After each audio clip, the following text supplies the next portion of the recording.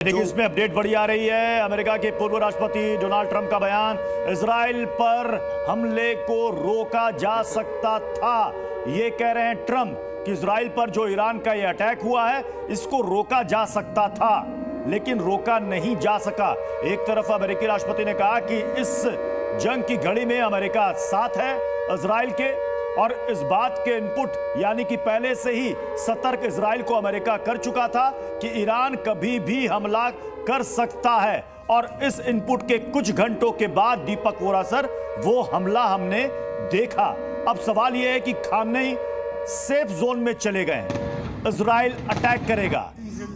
Gulf countries का role आपने बताया कि वो कुछ नहीं करेंगे, चुपचाप देखेंगे। तो क्या इस पूरे रीजन में ईरान अकेला पड़ गया? 100%। वो मैंने कहा सर, वो ट्रैप में फंस गया है।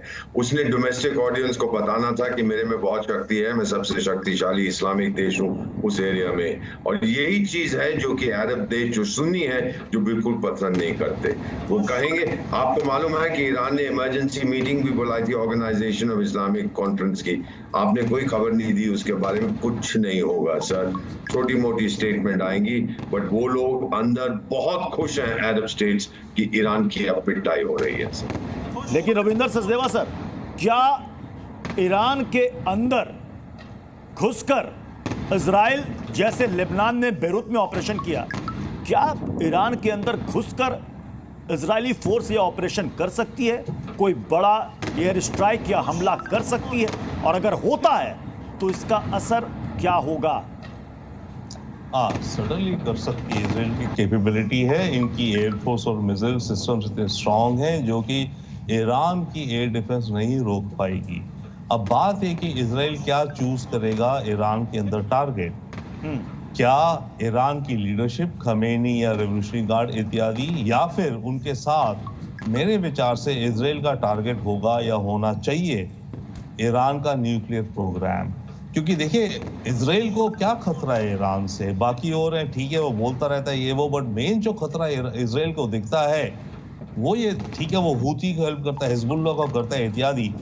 इजराइल को ये है कि ईरान का अगर न्यूक्लियर वेपन बन गया तब तो गेम चेंज हो जाएगी।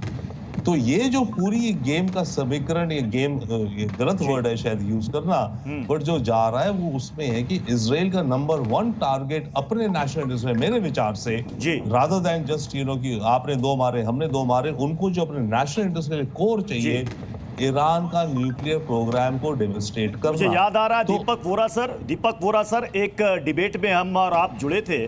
आपने कहा था कि ये जो अटैक्स हो रहे हैं ये तो अभी शुरुआत है, प्लानिंग बहुत बड़ी है।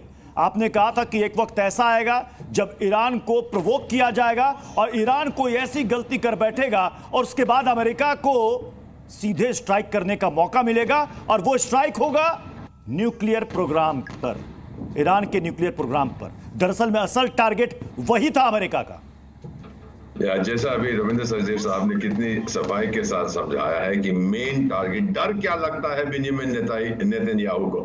अब उन्होंने खुद ही, मुझे मेरे दोस्त कहते हैं, स्वीकार किया है कि मेरे जीवन का मकसद है ईरान के न्यूक्लियर प्रोग्राम को मिटा देना। ये मौका है सर, आप देखते जाएं, वो मिटा देंगे। खतरा उनको ईरान के न्यूक्लियर वेपन से और किसी से खतरा नहीं है। अगर सऊदी के पास से होते हैं, उसके पास होते हैं, इसके पास, उनको खतरा नहीं है। खतरा ईरान से है, जिसने कदम खाई है कि मैं इजराइल को मिटा दूंगा। बल्कि अब आप देखेंगे, बहुत जल्दी देखेंगे, ये रिटेलिएशन आएगा। शायद अमेरिकन प्लेन्स उड़ा देंगे या फिर इजराइल से उड़ेंगे, और उसके प्रोग्राम को, जो न्यूक्लियर प्रोग्राम है, 12 साल पहले वो स्टक्सनेट अटैक हुआ था जिसने 20 साल पीछे धकेल दिया था कि प्रोग्राम को।